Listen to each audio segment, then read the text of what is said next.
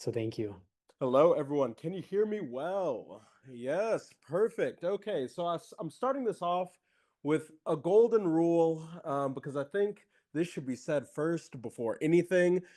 Let's just not run arbitrary code, right? So, in general, when talking about WASM and why we want to be using it and why it's kind of cool.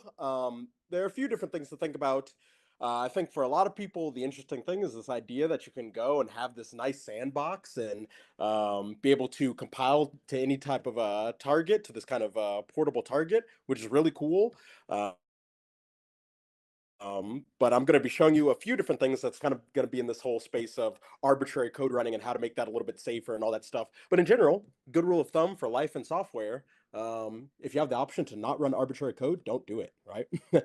So who am I? We can do that at the end. First, everyone, I need y'all to go here, right? So if you have your phone or if you have your laptop, you can go to demo.robertismo.com. Just go there. And let me see some thumbs up. It will. This will be running arbitrary code. So just know that. Just know that. Be ready for it. So let me see a thumbs up if you've got it. Let me see a thumbs up if you got it. Perfect, perfect, perfect. So you should see something that looks a little like this. Yep. Just an empty screen with a home, a manage, and a marketplace at the top. There we go. So this is where we're going to be starting off with. It's going to be a kind of semi-live, semi-presentation thing, and y'all can go and kind of play around with that while I'm talking. Just watch out for Mr. Malicious. He's got some crazy stuff there. Um, I also wanted to show a few of the stuff that we're using today. So a lot of what we're going to be talking about is going to be based on some of the work that's done with like mscripting. So taking, let's say, C code, Rust, Zig, all this other stuff. Well, not Zig in this case, but all this other stuff, and actually compiling it to WASM. How many people know what WASM is? Actually, raise your hand if you do not know what WASM is. Let's see who doesn't know what WASM is. Perfect. Actually, here, let's go and go over WASM for a second. Because I know time is like an interesting thing here. But yeah, we can do this for a second. So we're going to go to WASM. There we go, WebAssembly. There we go. Okay, so WebAssembly is basically a target. It is a binary machine language for the browser. That is what it's primarily for. So if you use something like some advanced graphics stuff in Figma, Figma is, I think, the largest use case of WebAssembly that I know of. I think there are a few other places that are using WebAssembly, but that might be, I think, the most common use case there. But it's basically when you want something that's kind of a fad to use more of the native something closer to native when it comes to performance. You want safety in the browser, which is like one of the key things. The browser is a very safe environment, right? Something that's open, so you can run WebAssembly on any browser, right? So I'm on Safari, I can run it on Firefox, I can run it on Chrome, it doesn't matter. And it is a part of the web. So this is standard, right? The other nice thing about WebAssembly is that, interestingly, it's kind of been pulled out of the web recently. So you can use something like WASI or something like that to actually run these WebAssembly binaries as though they were just like regular binaries you might see. So WebAssembly is really cool, right? It's just this way of taking, let's say, something that was written in, let's say, C, C++, Rust, and saying like, hey, I want to put this on the web. And how do you do that? Traditionally, you could not do that. So this is some interesting stuff here. So here, let's go. And so mscripten is kind of it's an LVM based kind of compiler for WebAssembly. It kind of has the whole tool chain. So if you want to go from like C to a WebAssembly module, I'll kind of show you what that looks like. This is what you would use to get there. Here, let's see. So here I will continue. Perfect. And the other one here is the QuickJS mscripting. So let's go over QuickJS. Who has heard of QuickJS here? QuickJS, yeah, oh, one, two, look at that, look at that. So QuickJS is a really cool project. So y'all are all probably familiar with V8, which is the primary JavaScript engine of most browsers. V8's a cool little Google project. It runs very, very fast JavaScript. QuickJS is kind of an alternative, very small, very lightweight JavaScript engine, right? So if you want to run JavaScript engine in, let's say, embedded devices or on the edge or something like that, you might use something like QuickJS. The nice thing about QuickJS is that it is, of course, a very simple type of project, right? Meaning that it's very easy to port QuickJS to WebAssembly, right? And so that's one of the cool things. If you saw the talk kind of title, it was running JavaScript in JavaScript. So what we can do is we can take QuickJS, this project here, right? Compile it into WebAssembly, take that WebAssembly module, give it to JavaScript, and now you can evaluate JavaScript inside of a little JavaScript environment in a safe way, as opposed to using traditional eval. But let's talk about traditional eval for a second. So native. So I'm using native code in a very interesting way here. What we're going to define as native is really going to be just regular JavaScript, right? So if we go to our little demo here, let's go to the marketplace, right? If you have it open, you can go to the marketplace and see we've got some apps here. Actually, let me I've got some installed, so let me uninstall. Let me uninstall this. Cool. Here, yeah. So we got some apps here, right? And so we've got some that are WASM, some that are quick, and we've got two that are native, right? And so what we're going to define as native is really, this is just going to be a module that we have here that is just going to run JavaScript code, just straight on the DOM, all of the unsafety that's built into that, right? So right here we have a counter. So I have this little app where you can go, and if you have it open, you can go and install the counter with me, right? So if you've installed the counter, what you're going to get is you're going to get this mod that I'm kind of using the idea of like a mod, if you're familiar with that kind of terminology. Install this counter. You can go and configure it. So let's go and configure it and set the default value to like 30, right? And let's go to our home page, right? And we see we have a counter. Look at that. Boom. So we can click. It's doing something crazy. Look, it's a counter. That's pretty cool. That's pretty cool, right? So this is pretty cool. This is something that was made by me, right? So it was here. Let me go to this here. This is something that's made by me. So of course you can kind of assume that this is going to be pretty safe, pretty good, no issue here, right? But if we were to go and let's say demo.com, right? What if we give this native functionality to Mr. Malicious here? I don't know if has anyone clicked on Mr. Malicious's thing yet? Oh, we got one guy over there. He saw. So if we go to Mr. Malicious over here and we install his nice message, add a nice message to all your pages. Let's see what and he got us. He got us, guys. There's this. So Mr. Malicious got us. Unfortunate, but luckily, we have it here in this private window. So of course we're gonna just get rid of that, right? So we don't want to run Mr. Malicious's code because look what he does to us when we run his code, right? So one of the key issues, and here let's kind of go in and I can show what this is looking like. If I go to our marketplace and let's go to our counter, right? And I go to main.js, right? It's really simple, right? So here, let me increase the size. What we're doing is we are going to go and try to select our main. We're going to look for a button and we're going to look for a p tag.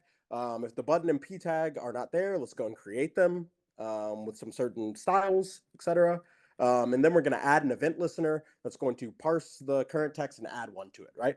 So some really basic stuff here, and then we have this little toml to kind of configure what our app is going to be doing here. So we're going to have the name here, which is counter. We're going to say it's a native type, who's the author, just basic type of package stuff, right? But here, let's go and see what Mr. Malicious is working with here.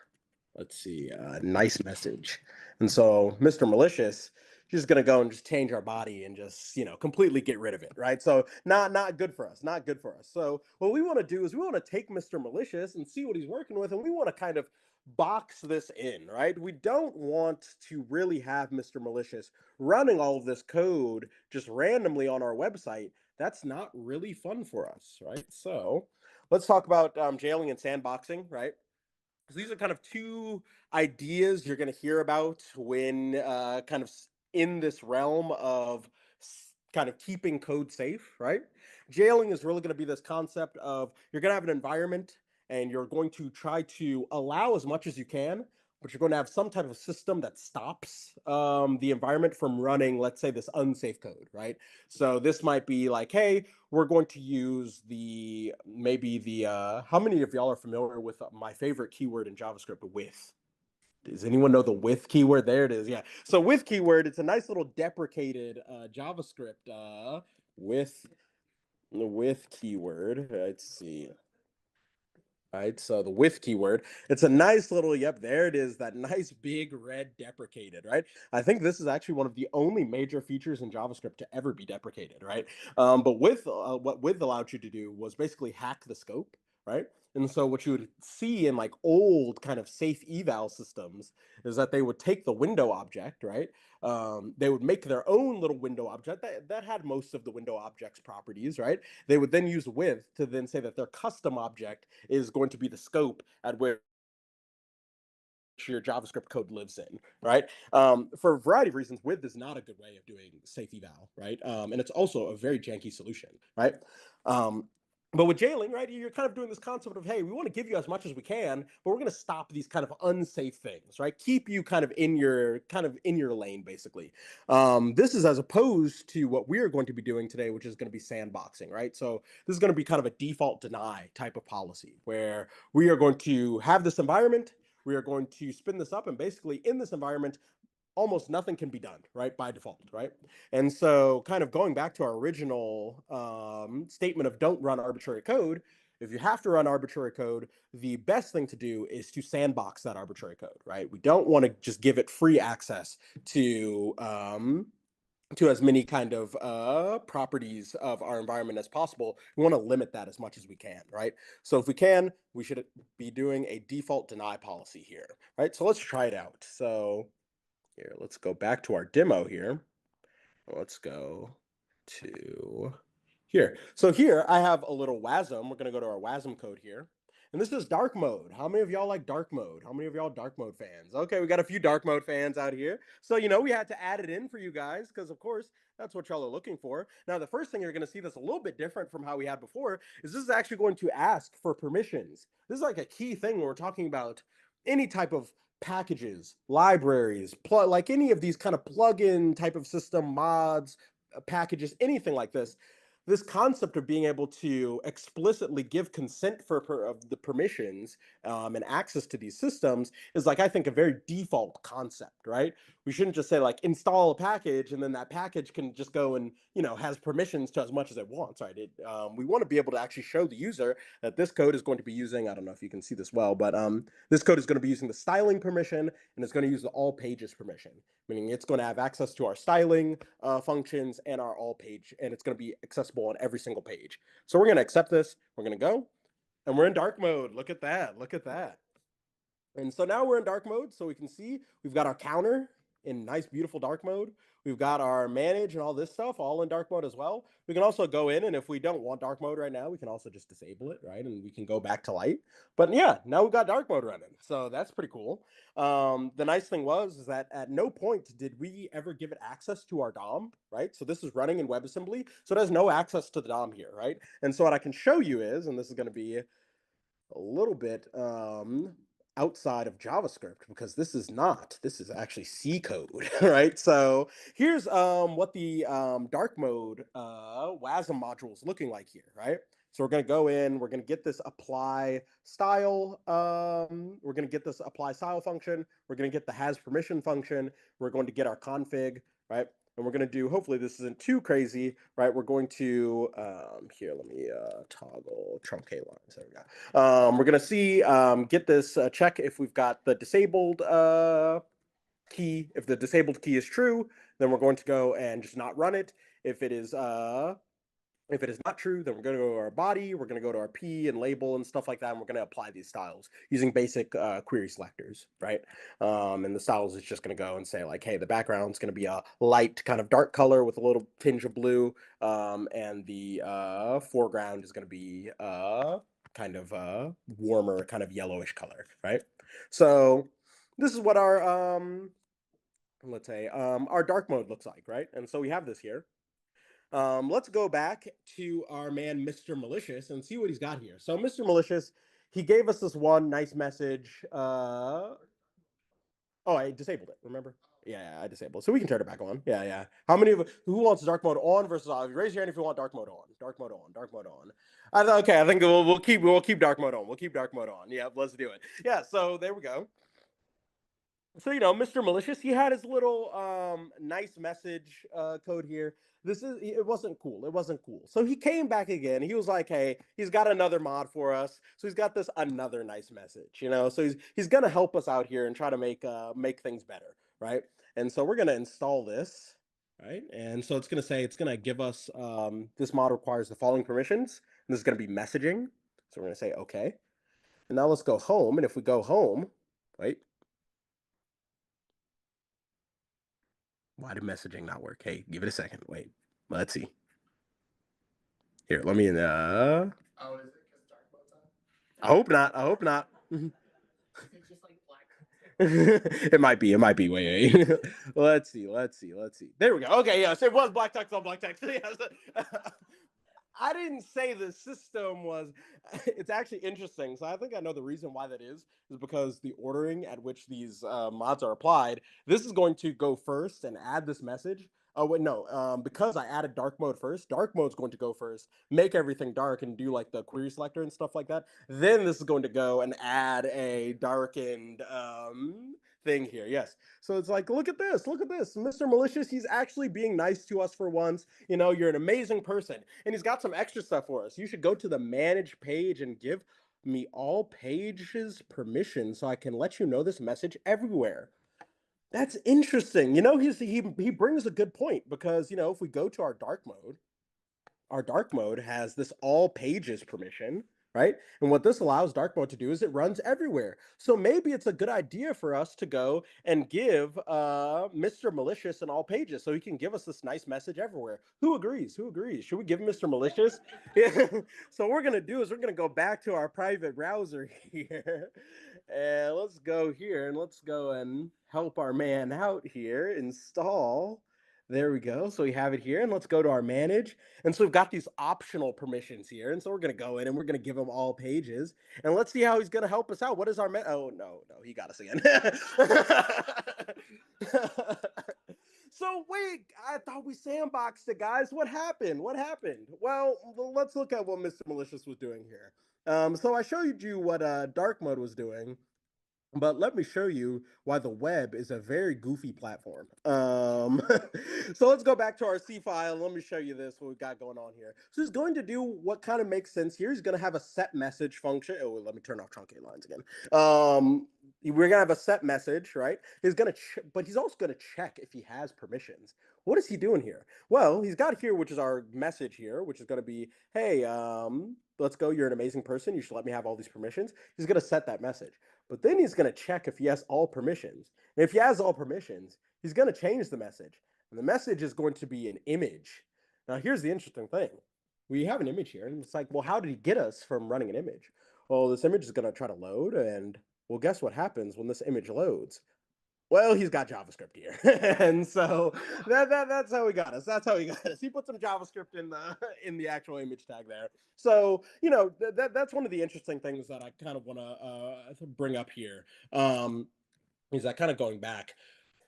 In general, one of the reasons why we don't want to really be running arbitrary code is because it really depends on what your sandbox, how you implemented that sandbox, right? Because you can't really assume that just because, like, hey, we've got a sandbox that's nice and clean, that doesn't really mean that you're 100% safe there, right? So it's one of the things that I kind of wanted to show off is that there are many different, and this is one of the key issues with like the with keyword, right? Is that with keyword, yeah, in the regular kind of JavaScript sense, like, oh yeah, it's not going to do anything crazy. But when you go in and you see that actually the way that the DOM works and how references work in JavaScript and the web in general, there are a lot of ways that you can go and actually get arbitrary code running. And it's not a fun experience at all. So that was kind of its own thing. But one of the things is how many people here are C people? I don't think I see many C people here. Oh, we got some C people here. Okay, there we go. There we go. So why are we doing this in C? So that's one of the interesting things about WebAssembly is that really it is a binary. It's a binary format, right? meaning that languages that actually go and compile down to binary targets are really what it's for. So we're talking about our Cs, our Zigs, our Rusts, things like that, right? So working in C is not necessarily fun for the web. So what if we want to have, the same kind of sense of running things in WebAssembly, right? But we wanted to actually do it in JavaScript, right? That would be really cool if we could have a really nice, safe eval that's running in WebAssembly. So this is where we actually come in and bring in our friend QuickJS. So here, I'm going to go to our marketplace, and we have here our quick test, right? And let's see. So if I install quick test, we're going to see it requires messaging. It's going to use optional styling and all pages, and it's got some configuration down here. Let's install this and see what it does for us. Boom. So we have quick test here. I'm going to go home, and it's saying, oh, whoop, whoa, wait. Oh, there we go. Okay. Hello from QuickJS. Look at that. Look at that. So we got hello from QuickJS here. If we go to our manage here, we got some configurations we can change. We can say, hello, JS Chicago. Right. And then we can go and go back home and it's hello, JS Chicago. Look at that. Right.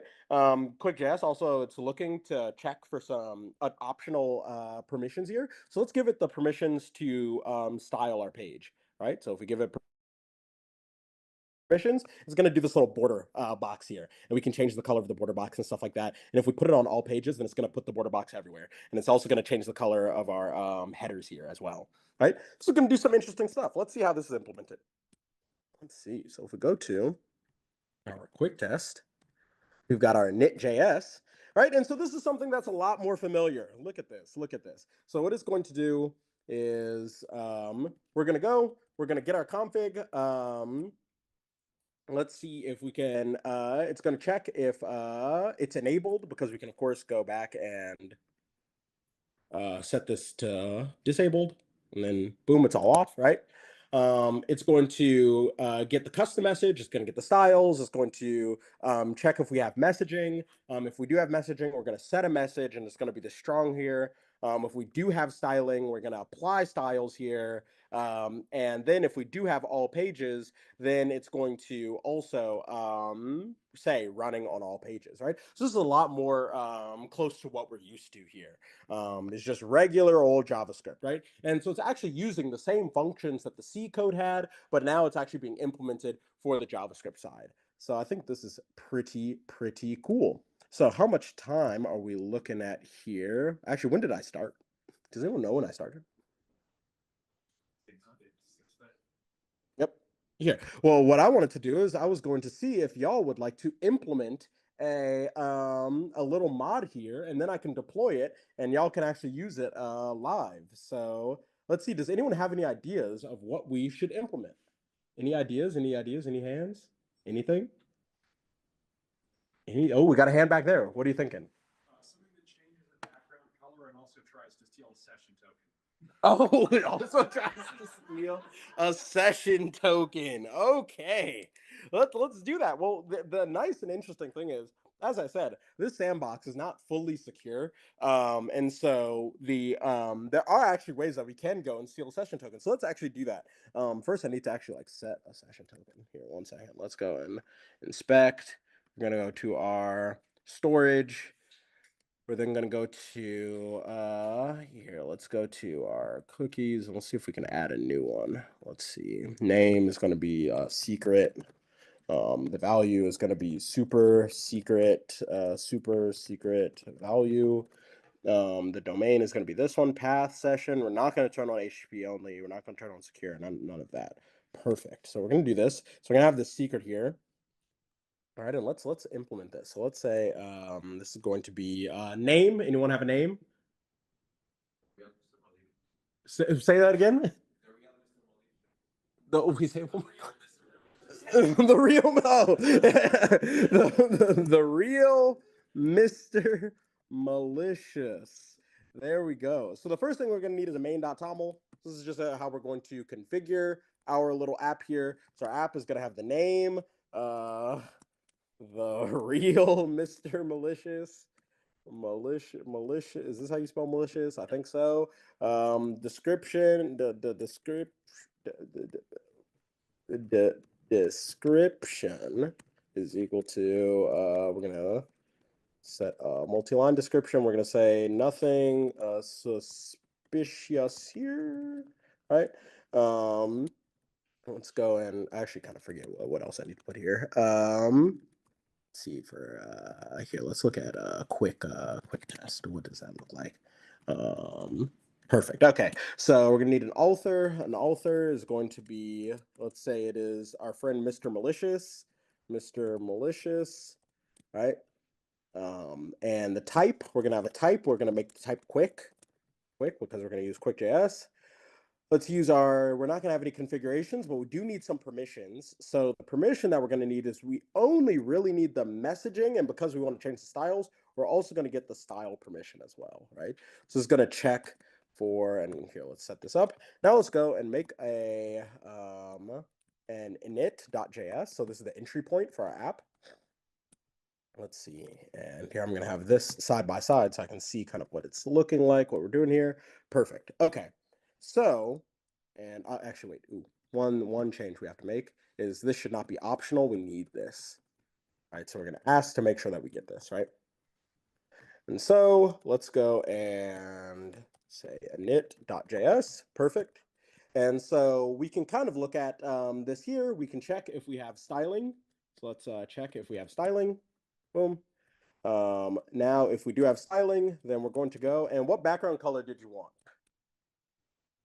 Red. Let's make the background color a nice red. So we're gonna have a look at the body, and we're going to say background color is going to be red. Perfect. So we have styling. Let's also check since we need messaging. So we're going to say has messaging. And so now we want to steal this token now, right? And so what we can kind of look at is how we did arbitrary JavaScript before, because as I said, this is not a difficult thing to break out of. So let's say another nice message. Let's look at kind of what they set for their, here, what I'll do is zoom this out a little bit, right? Is we really just get an image tag here. Let's see if we can pull this out, right? Let's set this image tag. Boom. And let's close this off.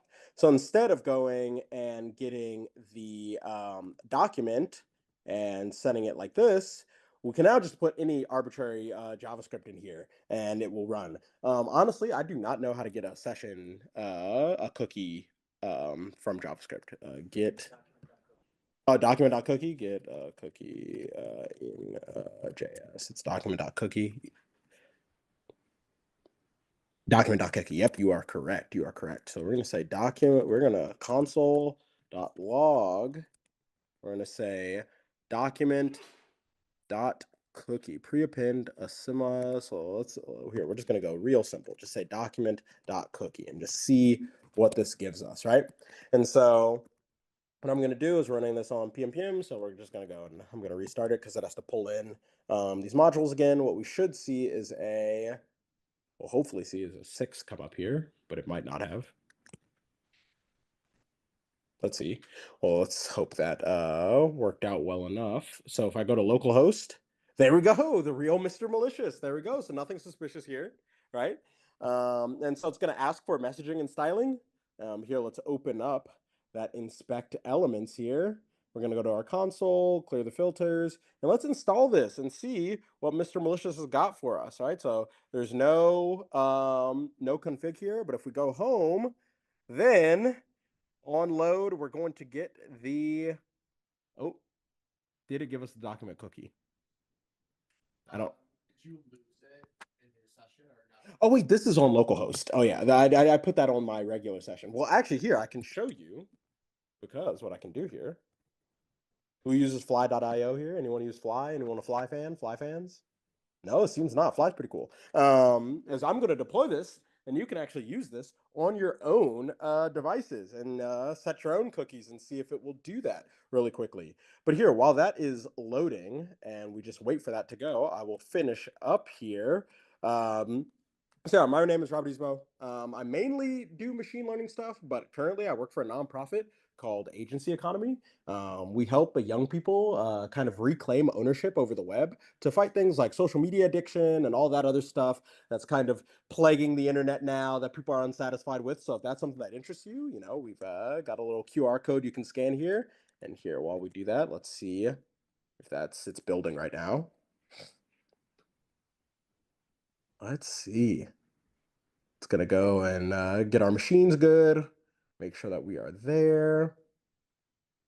And let's see. Give it a second. Perfect. Okay. So now if I go over here to our marketplace, click marketplace. Oh, wait, this is our marketplace. Yep. There you go. Look at that. Look at that. Okay. So now if we go and inspect our elements, we go to our console and we install here. And we say install. And then we go over here and we go home. Oh, look at that. We've got did it do it? I don't think it did it. Let's see. Do we still have that cookie here?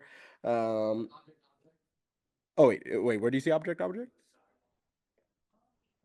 Oh wait, no, I think that this is just WASM stuff. This is just WASM stuff. Here, let's see. Let's go to storage and just check it. Yeah, it should be a string. Let's see. Oh wait, this is source. Storage. Cookie. Oh wait, the cookie's gone. Wait here. We can just re-add it really quickly. Name secret. Value super secret value. There we go. And wait. Oh, it just never added in the first place. There we go. Secret. And then let's go to super secret value. And then enter. Does anyone know how these dev tools work? Oh wait. Is it not automatically setting that? Secret super secret value. Yeah, here let's do that. And then let's go in. Honestly, yeah, I don't know how Safari works. Crazy browser, honestly. But yeah, here we go. Yeah, there we go. So here I'm just gonna leave this up. So yeah, any questions that anyone has? I guess yeah, anything like that? You got a question there? Go for it. I'm wondering where like the permissioning is like were the permissions from WASM like built into WASM? Yeah, actually, yeah. Here, so let me explain that. So WASM, the way it functions is that it works based on imports, exports, right? So basically, you are going to give it a module, right? So if you look at here, every single time we went and if we did the C version, right? So here, let's go to the C version because that kind of shows up a little bit better. Dark mode, right? So if we go here to the C version, we're going to end up with this function, this file here, which is entry.wasm. So this is a WASM module. And so the WASM module is going to take in imports, right? So just JavaScript functions that it is allowed to call from inside of itself. And then it can also do exports as well, right? So really what we're doing for permissions is that if it doesn't have the permissions, so we're going to give it every single function as an import, but if it does not have the permissions, we just give it a no op, right? But if it does have the permissions, then we're going to actually hand it an actual function that can, do DOM manipulation and everything like that. Yeah. Mm-hmm. Yes. Any other question back there? So it's like, let's say take a library that I don't know and I don't trust. Yeah. Does there have to be like a very clearly defined like function and return from that library, and that's like all that I can trust that I can use? Like, how does this? So it really depends on a lot of different things, right? So like as I said, for example, we're using Quick here, QuickJS, right? V8 is a C++ open source project. Like there's actually a lot of things, but there's nothing that's fundamentally stopping you from just going and saying like, hey, I'm just going to go and do a WASM V8 implementation, right? The biggest issue is like the complexity of the project and everything that's kind of involved in getting something, because you've really got to think about WASM as being a machine, right? A machine target, right? And so just like porting you know, in certain cases, that's one of the reasons why things like Java was so big, right? Is that I could go on any machine that was running the JVM, and you would be good to run your little Java binary wherever, right? JS kind of a similar idea. If you have a browser, you can run JS, right? As long as it's compliant, right? So it's going to be the same type of concept with WASM. Is that it's a porting process, right? Where like once it's ported, you can now run it in any browser because all of these browsers support WASM. But like actually getting it to the point of being a WASM project is a little bit involved, right? There's beyond just the simple input output regular import type. Like if you look at the C stuff here, right, it's kind of atrocious, you know. You've got to do like these attributes, like kind of get these env stuff, and the odd thing is you have to actually like handle the order in which things are given as imports.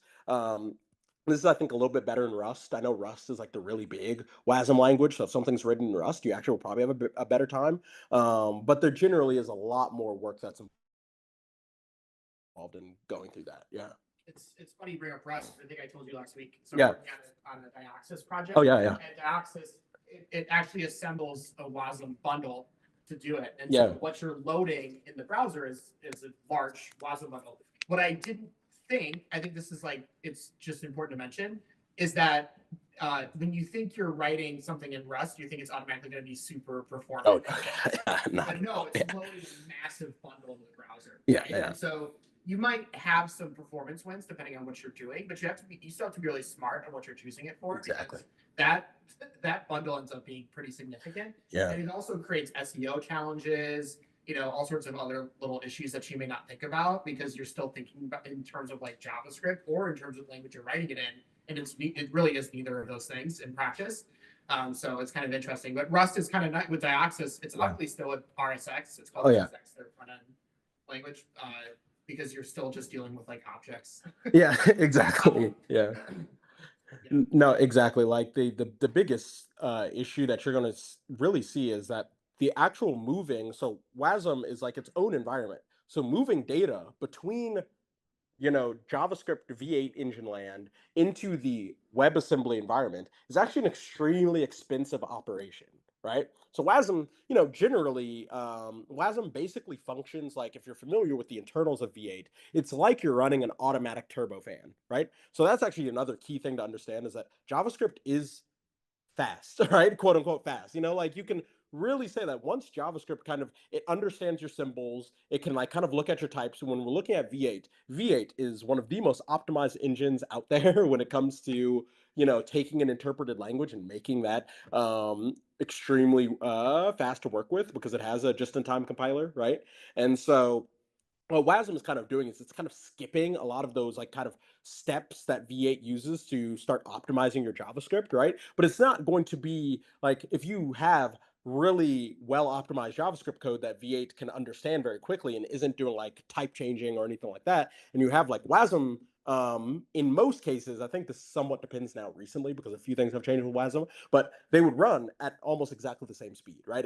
If V8 can turbofan and like actually get it to the max optimization, then they're going to run at essentially the same speed, right? But really, the expensive operation is moving that data between the boundaries of WASM to the actual DOM or the traditional JavaScript land, right?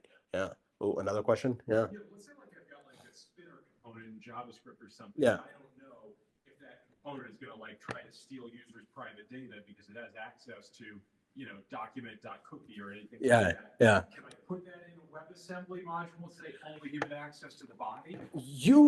So that is a difficult. So actually, I would say no. Reason being, so this is actually a very big issue in WebAssembly right now. A lot of discussion is around this concept of giving WebAssembly DOM access. So one of the big things, I actually kind of showed an example of why you can't do that with the another nice message, right? So what I did was I gave it a very restricted DOM access, where it's like, hey, it's going to target this one p tag, and you can only do things with this one, and you can only add to this one p tag. Now, there was a part of that where I did kind of like make it insecure by default, because I used the inner HTML rather than text content, right? So of course, if you're actually doing this, you'll probably just like give it like text content instead to kind of add a little bit more there. But like in general, the odd thing is that you would have to worry about the fact that in general, HTML elements can run arbitrary JavaScript. In most cases, there are ways in which you can get a large amount of the HTML kind of specification to go into JavaScript land and just start executing stuff, right? It's one of the more difficult aspects with kind of doing this sandboxing, and it's why, depending on the use case, a lot of different companies have their own sandbox implementation. Figma has their sandbox implementation. Salesforce has a sandbox implementation. Like any type of place that does like plugins and stuff like that are going to implement sandboxing to a certain extent because it is like a fairly difficult problem, especially in an environment like the web. Yeah. There we go. Oh, question. Yeah. From an isolation standpoint, how does this compare to something like web components? I would say it's even more isolated than web component, right? So in general, if I'm remembering the web component kind of specification properly, web component is really going to place the like most of the scope there inside of a shadow DOM, right? It's going to kind of spin up a shadow DOM, and then that's where you're going to see execution happening. The most difficult aspect with like kind of isolated, like that level of isolation, is that it's still JavaScript that you're running at the end of the day, right? And so JavaScript, like browser-based JavaScript, is going to, you have APIs that you have access to that are fundamentally quite easy in most cases to pull yourself out of the let's say a safe environment, right? And there's so many safe eval systems, right? It's like, so of course you can go and use like proxies and with and all this other stuff to try to like build up these kind of different levels of safe eval, and you can also like kind of go in and whenever you do try to do like a traditional eval, like actually go in and like hack the source like as it's going and stuff like that. But like in general with WebAssembly, if I remember correctly, WebAssembly fundamentally like runs in a container separate from the entirety of the browser. It's like the web context of WebAssembly. Like WebAssembly just functions as a program. You can kind of think about it as a program completely separate of your browser that your browser can just kind of communicate with, right? And so the isolation level, if you don't give it the functions there, like as an import or like the shared memory or anything like that, that is all it has access to. Now, if you find some type of way of which you can jump out of that, then you probably have an amazing bug bounty on your hands, you know? Yeah. Yes, yes. Oh, yep, question.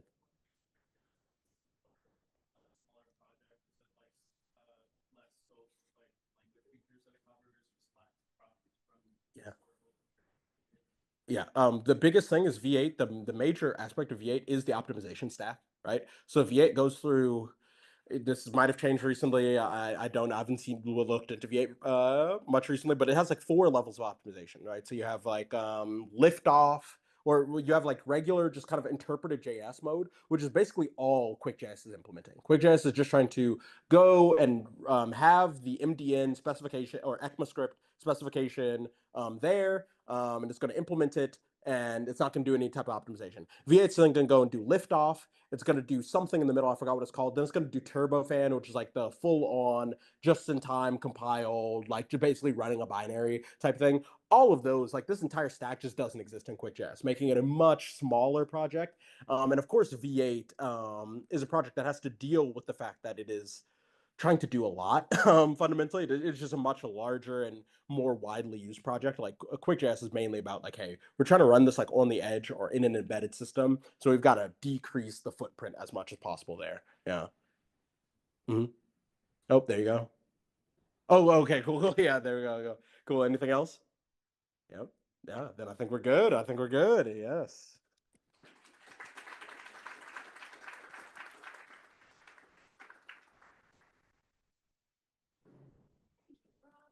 Anytime. And then last but certainly not least, we got Aaron.